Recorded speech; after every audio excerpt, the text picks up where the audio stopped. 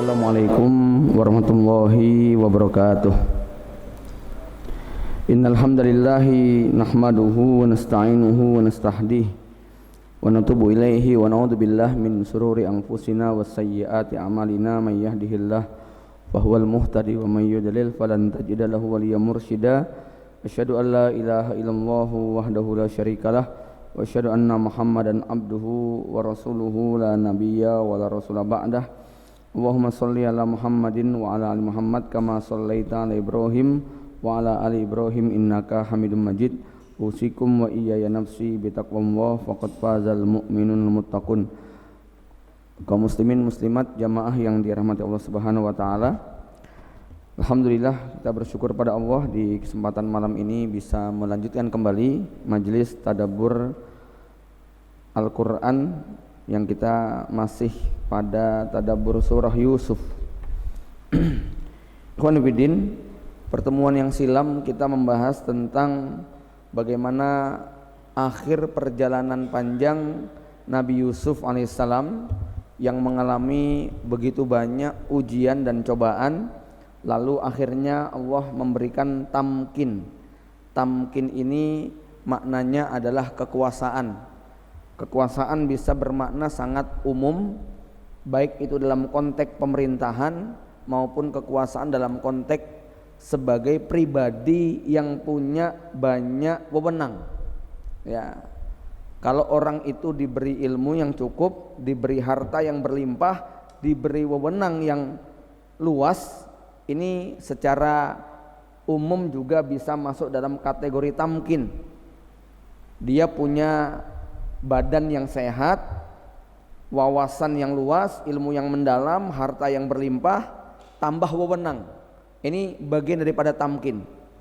Ya, tapi hakikat tamkin memang di dalam Islam adalah ketika dia dengan kebijakannya, undang-undang yang ditetapkannya membuat orang berbuat seperti yang dia inginkan.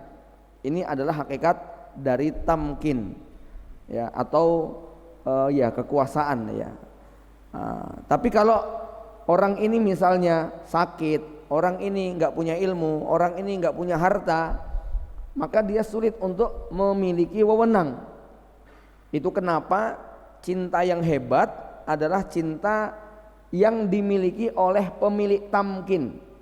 Anda nggak akan bisa mencintai seorang istri dan anak-anaknya kalau Anda tidak memiliki kekuasaan, ya, tidak memiliki kekuatan, tidak memiliki harta, tidak memiliki pengetahuan.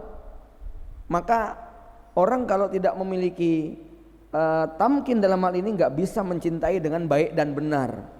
Cintanya pasti sangat lemah. Mau menolong nggak mampu, mau membantu nggak bisa, mau memberi nggak ada, mau ngasih solusi nggak ngerti. Maka ada ungkapan cinta yang hebat itu punya 3 syarat. Ya, pecinta yang hebat itu punya 3 syarat.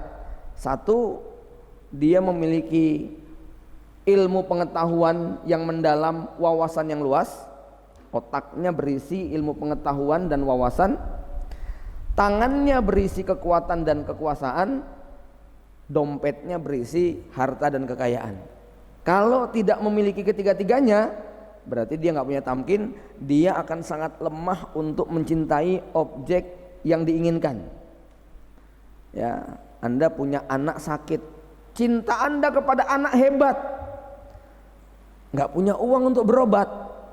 Akhirnya mungkin ada di antara anak yang meninggal dunia karena orang tua tidak mampu membiaya. Ya, istri punya masalah, tapi Anda nggak ngerti solusinya. Lagi-lagi juga nggak ngerti bagaimana cara membantunya, ya. Atau Anda punya solusi, oh harusnya begini, tapi memang tangan nggak berdaya, ya, dia nggak bisa berbuat apa-apa, maka cinta melemah. Maka dalam hal ini tamkin ataupun kekuasaan menjadi syarat penting bagi seseorang untuk mencintai objek yang dicintainya. Ketika Nabi Yusuf alaihissalam itu tidak memiliki tamkin, maka Nabi Yusuf tidak bisa mencintai orang tuanya dengan kecintaan yang hebat. Nabi Yusuf alaihissalam nggak memiliki tamkin, maka nggak bisa kemudian mencintai saudara-saudaranya dengan cinta yang kuat. Ya, bagaimana ketika Nabi Yusuf dalam sumur, bagaimana ketika Nabi Yusuf kemudian dijual sebagai budak, ini Nabi Yusuf tidak punya kekuatan. Begitu Nabi Yusuf kemudian punya tamkin, ilmu Nabi Yusuf sangat luar biasa, ilham yang Allah berikan, wahyu yang Allah berikan luar biasa. Nabi Yusuf posisinya sebagai seorang bendaharawan, menteri pertanian yang mengelola pangan dan keuangan. Kemudian Nabi Yusuf juga memang diberi kesehatan yang cukup, maka pada saat itu dengan sangat mudah dia memaksa ya orang-orang yang ada di bawahnya untuk mengikuti kemauannya. Disitulah dia bisa mencintai orang tuanya, mencintai saudara-saudaranya dengan cinta yang bisa dibuktikan. Ya, pengen ketemu sama adiknya yang sudah terpisah lebih dari 20 tahun, bisa tidak Pak? Bisa. Ketika 10-10-nya ngaku, ya Nabi Yusuf sudah memprediksi ini paceklik menimpa ke seluruh negeri, Palestina pasti terdampak. Dan benar, besoknya datang rombongan 10 orang. Ya, pejabatnya melapor kepada Nabi Yusuf, Tuan, di luar ada 10 orang yang cukup asing bagi kami. Mereka datang dari negeri Palestina. Masuklah mereka, kemudian ditanya oleh Nabi Yusuf, kamu siapa? Nabi Yusuf udah ngerti nih, ini kakak-kakaknya nih, ya. Oh, kami datang dari Palestina, ya. Kamu siapa namanya? Saya Fulan bin Fulan. Kamu bapaknya siapa? Bapak saya Yakub, seorang nabi di Palestina, begini ya. Ya, berapa saudara kamu? Ya, saudara kami sebenarnya ada 11, cuman yang satu nggak datang. Bener nggak? Ya, oke, ini saya kasih. Tapi saya tidak akan ngasih kamu lagi sampai kamu bisa membuktikan kebenaran omongan kamu. Jadi besok kamu harus datang ke sini membawa bukti saudara kamu yang ke-11, gitu kan? Ya. Iya Tuhan, ya akan kami lakukan, gitu ya. Ini Nabi Yusuf punya apa?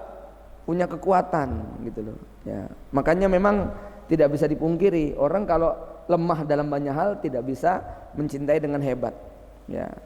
Coba aja suami ngomong cinta sama istrinya tapi nggak punya duit, kira-kira sama istrinya diapain Pak? Ngomong cinta doang gitu kan, mana uang belanjanya Mas gitu ya. Ya, maka kita lihat bagaimana kekuatan cinta Rasulullah SAW sempurna karena memiliki apa? Semuanya. Ya. Jamaah yang dirahmati Allah Subhanahu wa taala, saya perlu menambahkan lagi atau menekankan lagi pada pertemuan yang ke-14 ini ya, tentang bagaimana sebenarnya hukum orang yang meminta jabatan. Kita sudah singgung, tapi saya menemukan fikihnya banyak sekali yang perlu kita angkat ya. Ikhwan fillah rahimakumullah, hukum asalnya meminta jabatan dan kedudukan di profesi apapun itu dilarang. Berdasarkan dalil umum, janganlah engkau meminta jabatan. Kalau engkau diberi, maka Allah akan membantu kamu.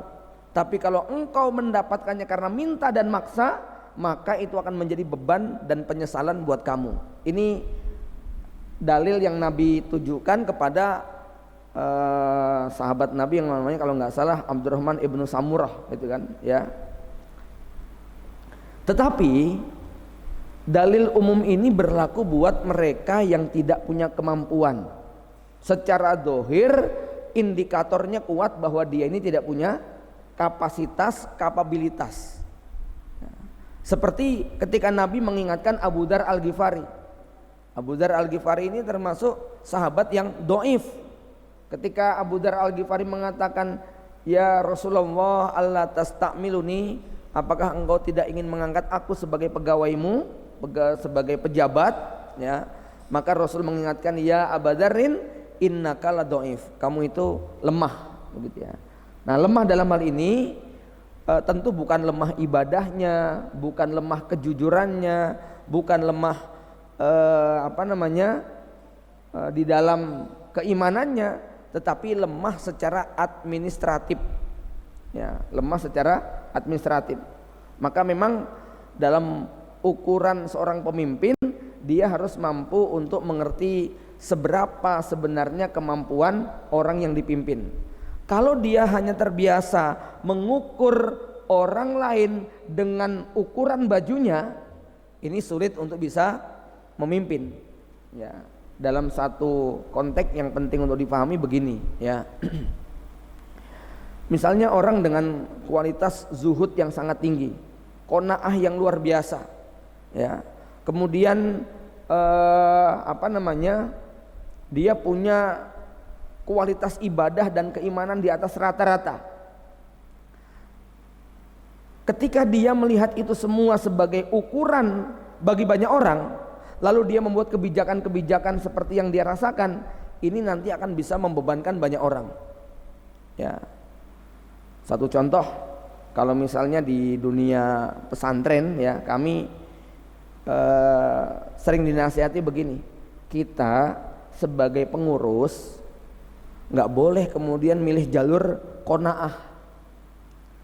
Menjadi pengurus, Pak, itu nggak boleh qanaah.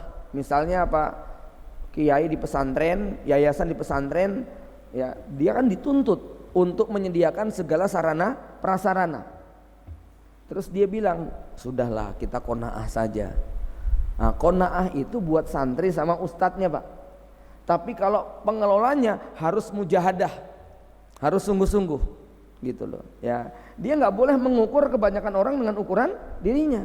Dia harus membuat ukuran kebanyakan orang berdasarkan kaidah umum, memberikan fasilitas yang layak, memberikan fasilitas yang cukup. Itu tugas dia. Nah, sementara pihak yang dilayani itu harus bersifat qanaah. Ya. Jadi jangan kemudian dibalik, santrinya berlebihan, ustadznya kemudian udahlah, ya segini saja. Nah, ini tuntutannya kan tidak imbang, ya.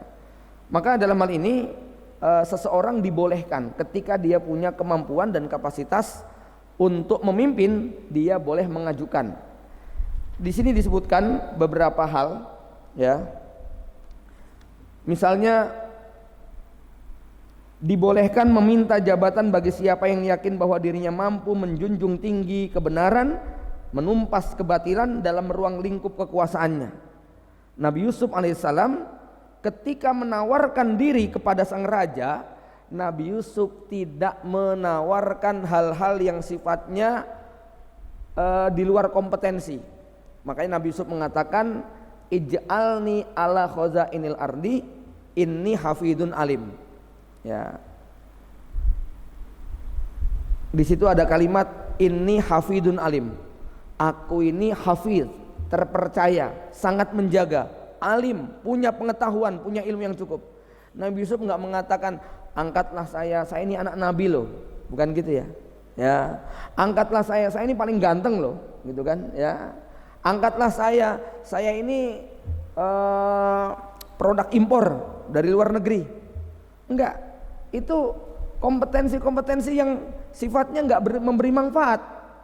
Jadi kalau misalnya ada rakyat memilih pemimpin hanya karena gantengnya, hanya karena tenarnya, hanya karena dia keturunan terahnya, ya, padahal dia tidak punya kompetensi dan punya kapasitas.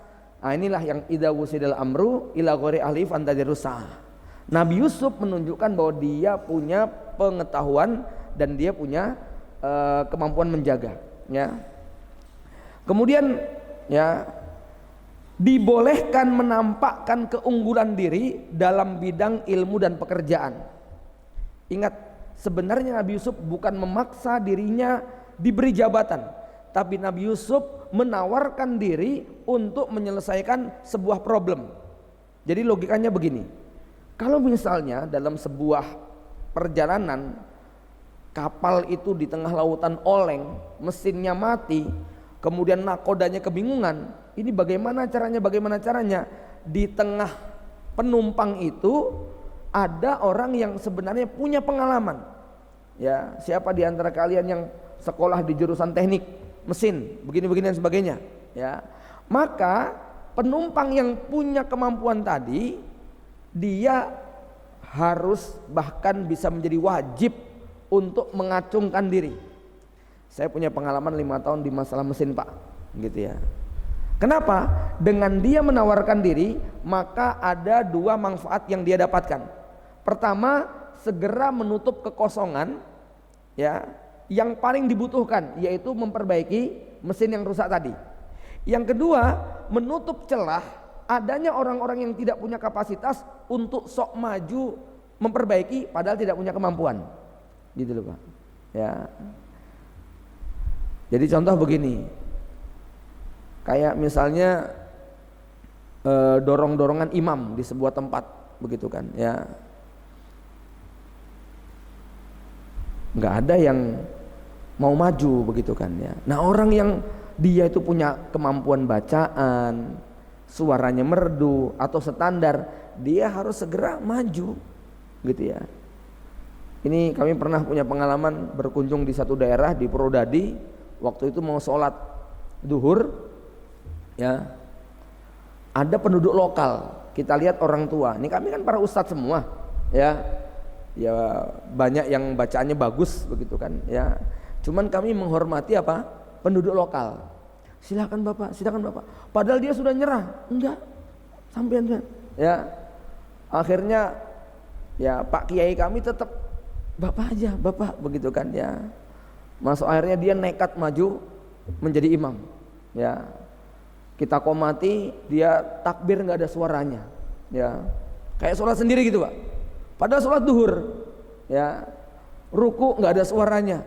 Aduh, gimana ini ya? Akhirnya ternyata memang dia sangat minder sekali. Nah, ini satu contoh ketika dalam suasana seperti itu tidak ada orang yang apa namanya sebenarnya dia punya kapasitas tapi kemudian mau mengambil peluang tadi ya. Kemudian ya diperbolehkan meminta jabatan kepemimpinan dengan 2 syarat. Apa syaratnya? 1, mengenalkan diri terhadap orang yang belum kenal. Nabi Yusuf itu ketika meminta jabatan dia mengenalkan diri bahwa dia apa? Hafidun alim. Ya, Nabi Yusuf punya pengalaman, punya kemampuan. Yang kedua, ia benar-benar yakin terhadap keteguhan diri, agama, ilmu serta kapasitas yang layak untuk memangku jabatan tadi. Ya.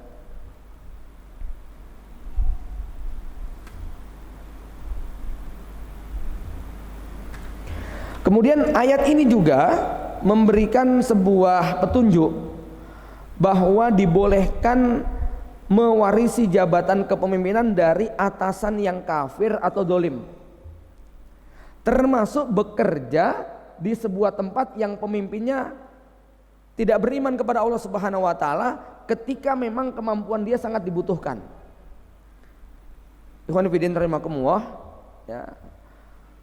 Ada satu kondisi yang memang seorang muslim tetap diizinkan untuk bekerja di bawah pemerintahan yang kufur sekalipun.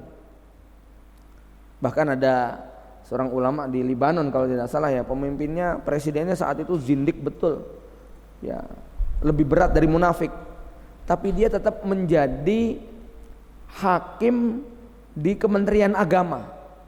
Ketika ada yang mengingatkan, Anda bekerja di bawah rezim yang sangat dolim sekali kepada kaum muslimin ya, maka dia mengatakan kalau jabatan ini tidak saya ambil, ini akan diisi oleh orang-orang yang lebih merusak lagi.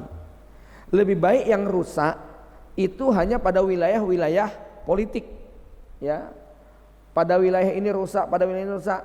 Kalau sampai wilayah pernikahan itu juga dirusak, padahal saya punya kapasitas, dia seorang ulama, maka dia bekerja di situ dalam rangka apa? Untuk meminimalisir madorot yang terjadi. Ini tidak mudah ya. Kalau kita mempelajari tentang bab al-wala wal bara, karena kadang-kadang ada sebagian ikhwan kaum muslimin dalam memandang politik itu kacamatanya hanya kacamata al-wala wal bara. Pokoknya nggak boleh itu bergabung sama orang kafir. nggak boleh bekerja kepada mereka, nggak boleh mentaati perintah mereka. Padahal dalam bab muamalah kadang-kadang hal itu diperlukan.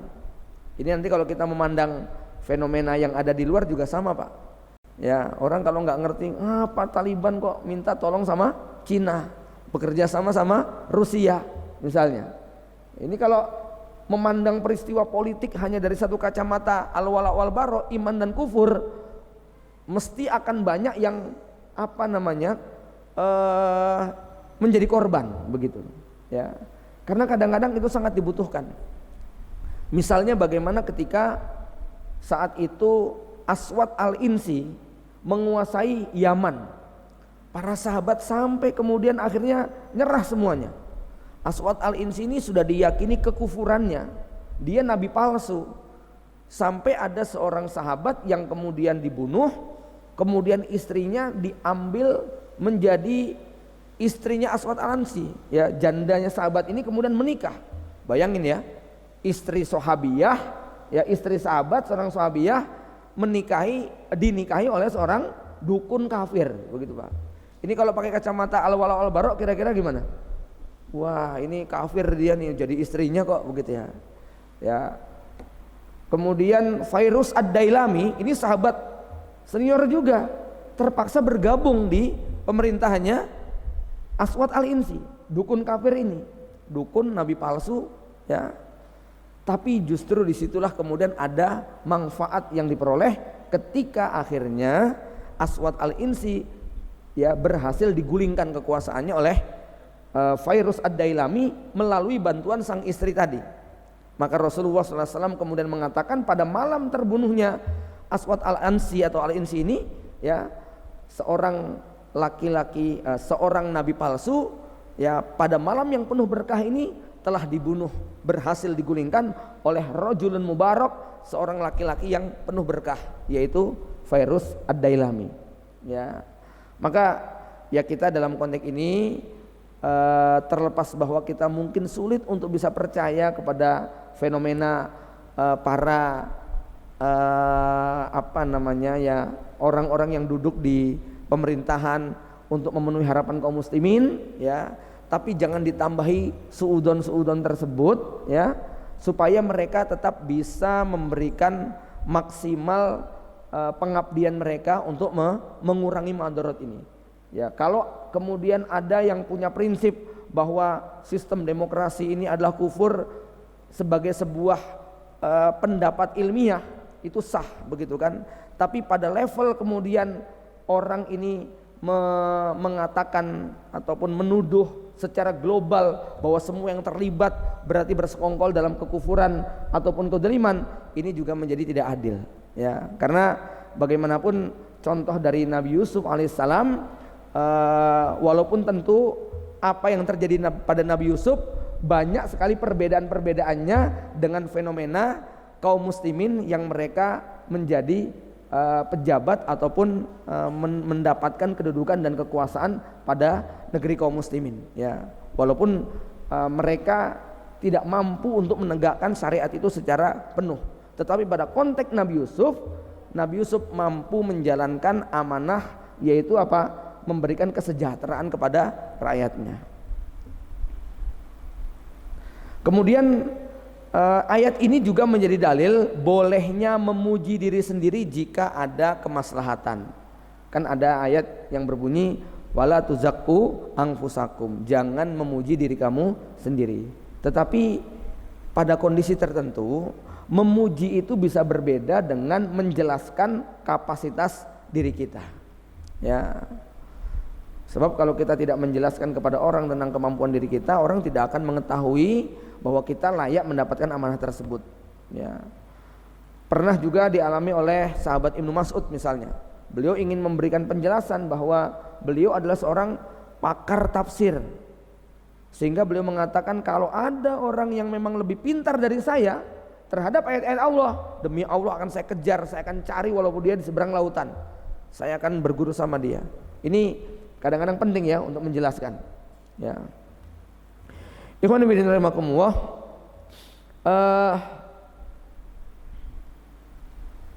Selanjutnya Ayat berikutnya adalah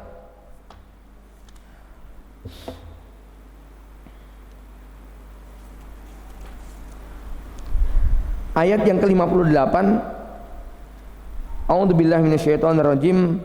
Wa jaa ikhwatu Yusufa fadakhalu alaihi fa'arafahum wa hum lahu munkirun. Saudara-saudara Yusuf datang ke Mesir. Lalu mereka masuk ke tempatnya, maka Nabi Yusuf mengenali mereka sedangkan mereka tidak kenal. Kalau ada yang bertanya, kok Nabi Yusuf bisa tahu, yaitu saudara-saudaranya, seperti yang pernah kita singgung di pertemuan awal, bahwa hal yang lazim Nabi Yusuf itu berpisah dengan kakak-kakaknya saat usia masih kecil. Kalau tidak salah Nabi Yusuf saat itu usianya baru 7 tahun ya. Terpisah selama kurang lebih 21 tahun. Sedangkan kakak-kakaknya waktu itu umurnya sudah belasan tahun. Jadi mungkin ada yang kakaknya berusia 15 tahun, ada yang berusia 20 tahun. Jarak pernikahan antara Nabi Yakub dengan istri pertamanya, ya, pernikahan Nabi Yakub dengan istri pertama yaitu Laya yang melahirkan 6 orang anak, dengan pernikahannya kepada Rahil ibunya Nabi Yusuf ini cukup panjang, sekitar 8 sampai 10 tahun. Ya, baru kemudian Nabi Yusuf menikahi Nabi Yakub menikahi Rahil, ya, ibunya Nabi Yusuf tadi.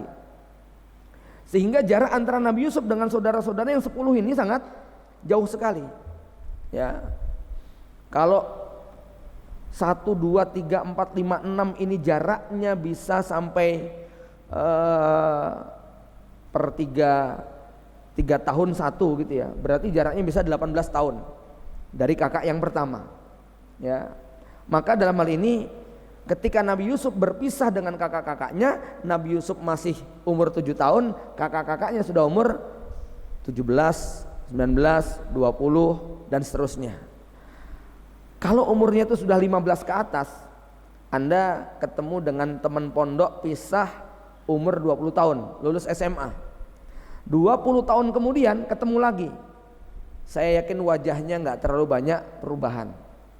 Ya, reuni dengan teman SMA yang waktu itu usianya 18, 19, 20. Ya, 20 tahun kemudian jumpa, kok kamu awet muda gitu ya. Itu kalimat itu suka muncul.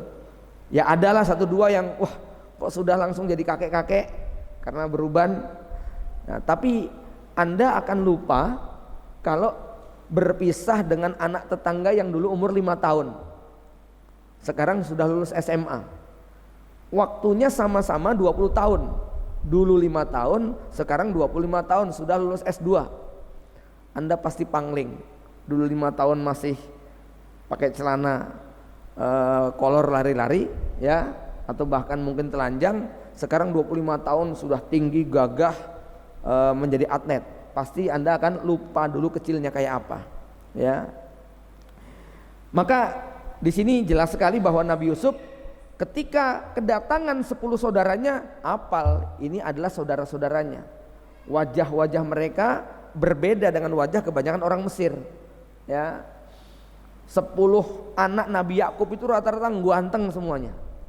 Itu nanti salah satu pesan kenapa Nabi Yakub mengingatkan supaya 10 saudaranya ini masuk ke Mesir jangan bergerombol.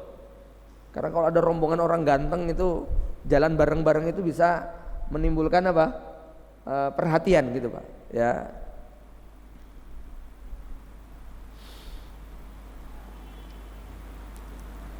Walamma jahazahum bijazihim qala tuni bi akhil lakum min abikum ala tarawna anni ufil kaila wa ana khairul munzilin. Ya. Bapak Ibu sekalian, tatkala Nabi Yusuf menyiapkan untuk mereka bahan makanannya, maka Nabi Yusuf berkata, bawalah kepadaku saudara kalian yang seayah dengan kalian, yaitu Bunyamin. Tidakkah kalian melihat bahwa aku menyempurnakan sukatan dan aku adalah sebaik-baik penerima tamu? Ayat ini memberi isyarat pertama betapa kita dianjurkan untuk ikramud duyuf, memberikan pemuliaan kepada tamu. Nabi Yusuf melihat ini orang jauh-jauh dari Palestina, jarak Palestina Mesir ya memang tidak sampai ribuan kilo, tapi lumayan untuk perjalanan jalan kaki atau naik onta. Ini orang jauh, ya. Maka dalam hal menerima tamu, Nabi Yusuf ini mengikuti jejak mbahnya, yaitu Nabi Ibrahim alaihissalam. Waktu itu setiap tamu oleh Nabi Yusuf dikasih satu orang satu muatan onta, ya. Sehingga pada saat Nabi Yusuf bertanya kepada mereka, kalian siapa, dari mana? Ini wajar ya, yang namanya seorang pejabat yang akan menyerahkan bantuan supaya tidak double-double, itu secara administrasi harus ada bukti, begitu Pak. Ya kalau mau ngasih bantuan langsung tunai misalnya BLT atau memberikan dana BOS, itu mesti data masuk. Nggak bisa kemudian saya Pak 10 Pak, ya catat kamu siapa namanya, bapaknya siapa, dari mana, ya sesuai apa tidak. Nah supaya pembagian tadi apa, merata. Kalau kemudian semua yang datang langsung sebar begitu saja, nanti ada yang dapat double, ada yang enggak kebagian. Maka mereka semua dicek satu persatu, dan ini 10 bersaudara dari 3 orang ibu dari satu bapak. Lalu pada saat mereka itu mendapatkan satu orang kok satu muatan onta, mereka kemudian begini, ya. Jenengan Pak, kalau lagi ada dapat pembagian begitu, terus semua yang datang nggak peduli kakak, adik, bapak, ibu dapat satu-satu, pikirannya gimana kira-kira? Ayo kamu juga ikut antri gitu ya, supaya dapat jatah yang banyak. Maka mereka kemudian mengajukan, Tuan, sebenarnya saudara kami ini ada satu lagi, ya, tapi di rumah dia, begitu kan? Ya, mereka berharap maunya kalau bisa kami bawa berapa? Bawa 11 gitu loh, ya. Karena saudara kami ada 11, bukan 10, yang satunya masih di rumah. Maka Nabi Yusuf memancing mereka, ya, oh nggak bisa, ya. Kalau kalian mau, ya kami akan kasih, tapi syaratnya apa? Bawa ke sini saudara kalian, ya. Atau dalam riwayat lain disebutkan Nabi Yusuf ini ngerti bahwa jumlah saudara mereka ini ada 12, yang satu sudah hilang. Loh, kamu kan anaknya Nabi Yakub, bukankah anak Nabi Yakub semuanya ada 11? Kok cuma 10? Gitu ya. Akhirnya mereka, kan tentu seorang nabi itu populer ya, nama mereka tersebar, istrinya ada 4, mesti menjadi bahan berita. Sampai Raja Mesir pun tahu ya, bahwa di Palestina ada seorang nabi yang punya istri 4, punya anak 11, karena yang satu sudah pindah ke Mesir, ya. Maka Nabi Yusuf ngecek, loh kok cuma 10? Bener nggak kalian ini anaknya Nabi Yakub? Jangan-jangan ngarang-ngarang. Ya, saya ingin bukti kalau kalian benar-benar anak Nabi Yakub, ya pasti jumlahnya 11. Mereka mengatakan iya, yang satu masih di rumah. Nanti coba akan kami minta kepada bapaknya, kepada bapak kami untuk mengizinkan. Karena dia ini memang anak kesayangan, begitu ya, nggak boleh pergi jauh-jauh, gitu ya. Akhirnya apa? Nabi Yusuf kemudian apa? Menyiapkan bekal buat mereka semuanya. Dan Nabi Yusuf berpesan kepada pengawalnya, bukan hanya memenuhi onta-onta tadi dengan muatan, tetapi Nabi Yusuf mengembalikan barang alat tukarnya. Jadi mungkin mereka waktu itu bawa emas atau bawa uang yang akan ditukar dengan gandum, karena saat itu betul-betul gandum itu jauh lebih berharga daripada harta yang lain. Ya, akhirnya mereka pulang semuanya. Ya, mereka ingin menceritakan tentang baiknya sang raja, luar biasa kami disambut. Jadi masya Allah kalau berbicara tentang menyambut tamu, ya tadi saya katakan Nabi Yusuf itu menjamu tamu sebagaimana Nabi Ibrahim alaihissalam. Nabi Ibrahim ini dijuluki sebagai apa Pak? Sebagai Abu Diyafah, bapaknya pelayan tamu. Kalau sama tamu royalnya diobral betul. Bahkan ada tamu nggak dikenal, nggak pernah tahu, apa yang doa Nabi Ibrahim? Sembelih ke sapi, Ya, antum pernah nggak Pak? Ada tamu juk-juk mendadak nyembleh ke ayam jago, itu pernah nggak Pak? Ya, ada tamu asing aneh nggak tahu mau ngapain gitu ya, terus bilang sama istri, "Mi, sembelihkan ayam," begitu ya. Mesti jarang, begitu kan? Atau mungkin ada yang belum pernah sama sekali. Apalagi kok nyembelih ke kambing, apalagi kok sapi. Ya. Tapi Nabi Ibrahim itu ada tamu nggak diundang, ada tamu mendadak, tamu asing, sama Nabi Ibrahim alaihissalam disembelihkan sapi. Ya. Ini adalah isyarat bahwa kadang-kadang dalam menyambut tamu itu boleh mengada-ada, yang nggak ada boleh diada-adain Pak. Karena Rasul mengatakan apa?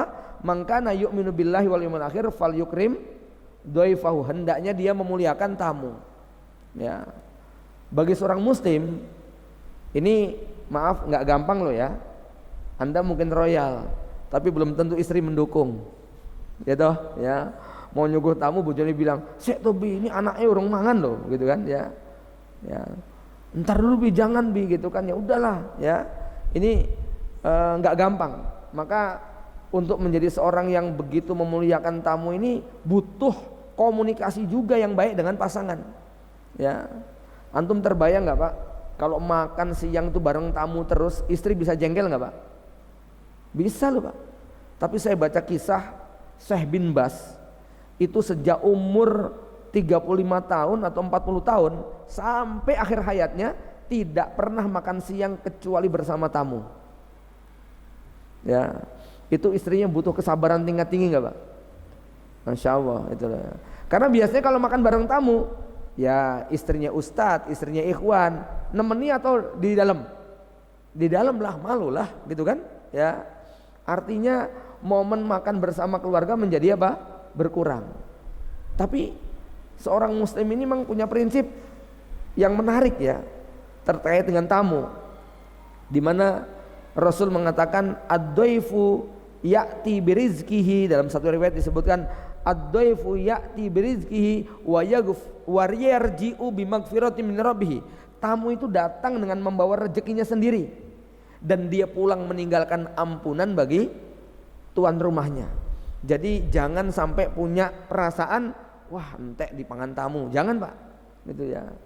Ya, itu rezekinya tamu, jatahnya tamu. Bukan rezekinya kita, ya. Tapi yang menarik apa? Wa yarji'u bimaghfiratin min rabbih, dia pulang dengan meninggalkan ampunan buat tuan rumah tadi. Ya. Maka dalam Islam ini sesuatu yang sangat dianjurkan. Baik, kita balik lagi kepada bagaimana Nabi Yusuf yang sangat memuliakan sehingga tamu-tamunya tadi dijamu dengan baik. Kantong-kantong yang mereka bawa dipenuhi semuanya, dan lebih menariknya lagi apa? Barang yang mereka bawa untuk ditukar itu diselipkan ke dalam kantong tadi. Maka begitu mereka pulang, lapor kepada bapaknya, "Pak, Masya Allah ya, ini Raja Mesir yang baru ini sangat dermawan sekali. Pak, ini ada kesempatan Pak, sebenarnya kita bisa membawa lagi, kita bisa dapat gandum lagi untuk perbekalan paceklik ini. Tapi sang raja meminta bukti bahwa saya ini anak bapak. Ya, buktinya adalah sang raja ngerti bahwa bapak punya anak 11.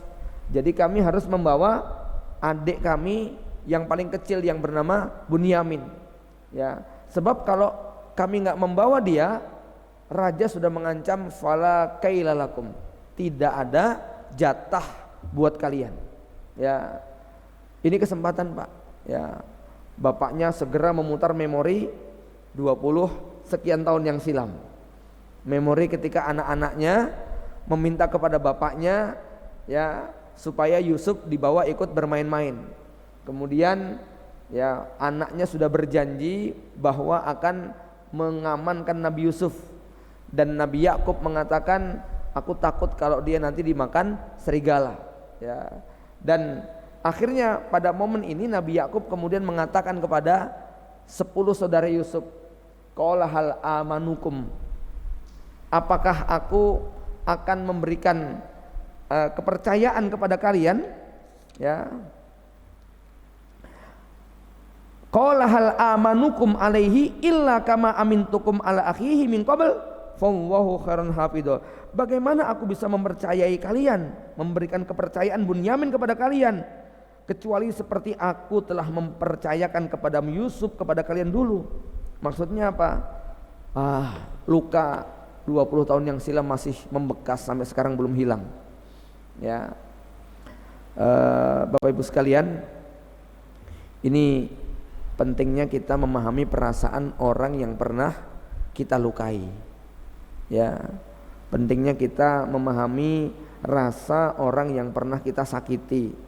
Kita mungkin sudah menunjukkan taubat, kita sudah menunjukkan perbaikan, tapi dia punya hak untuk berdamai dulu dengan rasa sakit hatinya.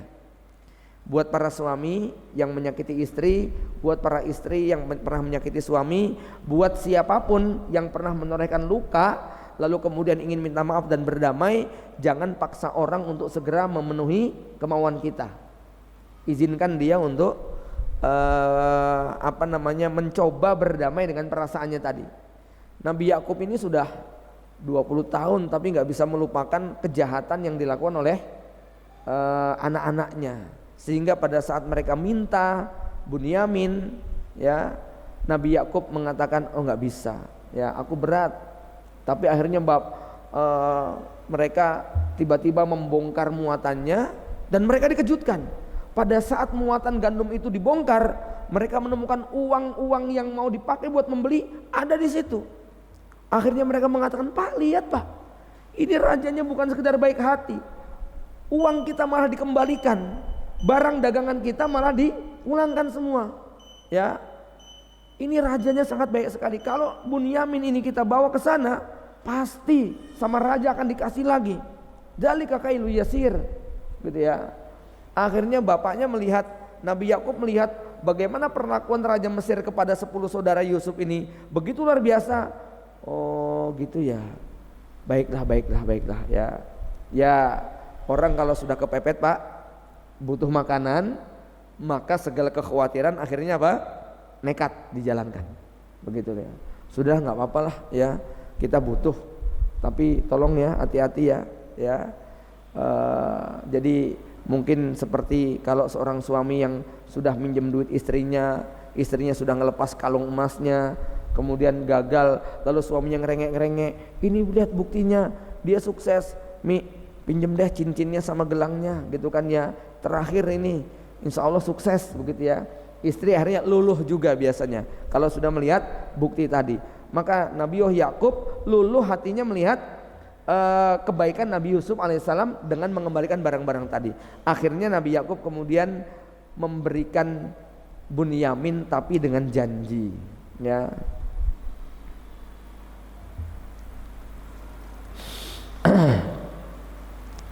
Bapak Ibu sekalian, ada sedikit yang terlewat di sini, di mana strategi Nabi Yusuf menyelipkan barang uang-uang tadi, ya.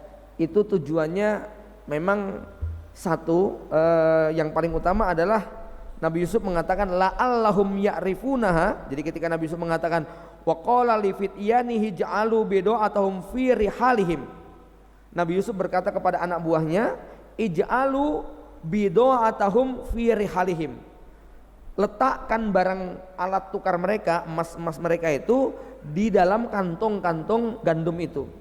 La'allahum ya'rifunaha, sehingga ketika mereka nanti kembali pulang mereka mengerti, idzan qalabu ila ahlihim la'allahum yarji'un.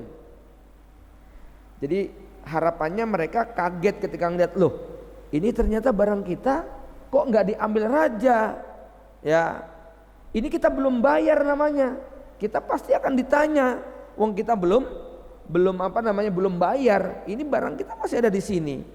Ya, tujuannya supaya apa? Balik lagi, itu kan ya. Tapi ini juga bermakna bahwa raja begitu murah hati. Maka akhirnya kemudian Nabi Yakub alaihissalam menyerahkan anaknya dengan sebuah pesan begini, ya.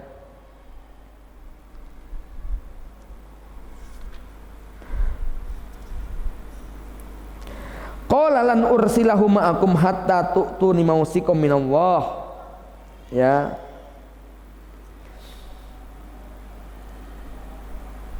Jadi disebutkan ayat ke-65-nya, walamma fatahu matahum wajadu bidu'atahum ruddat ilaihim. Tatkala mereka membuka karung-karungnya, mereka menemukan kembali alat tukar emas mereka ini dikembalikan. Maka mereka kemudian mengatakan, qalu ya abana mana bagi, wahai ayah kami, coba kita pengen apa lagi? Lihat barang ini dikembalikan kepada kita. Kita kalau bisa kembali lagi bisa mendapatkan makanan buat keluarga kita. Kita bisa memelihara saudara kita ini, mendapatkan tambahan lagi kalau Bunyamin ikut. Akhirnya Nabi Yakub mengatakan, aku tidak akan menyerahkan anakku kepada kalian sampai kalian berjanji la ta'tunnani bihi, bahwa kalian akan menjaga anakku ini, membawa pulang kembali, ya kecuali kalau nanti ketangkep sama musuh, illa ayyuhata bikum. Nah di sini ada pesan yang menarik. Ucapan bisa menjadi doa. Nabi Yakub mengalami dua peristiwa di mana ucapannya menjadi doa. Ucapan berupa ketakutan bisa menjadi kenyataan. Maka memang harus hati-hati memilih kosakata. Apa dua kali yang dialami Nabi Yakub? Yang pertama dulu ketika Nabi Yakub dimintai supaya Yusuf diserahkan, maka Nabi Yakub mengatakan apa? Ntar kalau dimakan serigala gimana? Akhirnya benar-benar kemakan nggak? Walaupun serigala bohongan, ya toh? Ya. Terus yang kedua, oke, ya nggak apa-apa dibawa, tapi harus dikembalikan. Ya kecuali kalau ketangkap musuh. Akhirnya ketangkap beneran nggak? Ketangkap beneran, gitu ya. Jadi ini pelajaran orang tua harus hati-hati pada saat dia punya kekhawatiran kepada anak-anaknya, usahakan tetap memilih kosakata yang terbaik. Ya. Misalnya apa? Ya, nak, jangan di jalan. Ya, kan kita sering begitu Pak ya. Ntar jatuh, ntar ketabrak, ntar ini, ntar itu. Gitu ya. Itu kalimat kayak begitu tuh bikin kita jadi tenang atau malah jadi takut kira-kira? Ya. Malah jadi takut, makanya malah jadi gelisah ya. Maka dalam suasana panik sekalipun, pilih kata-kata yang membuat kita tetap yakin atas penjagaan Allah Subhanahu wa taala. Ya.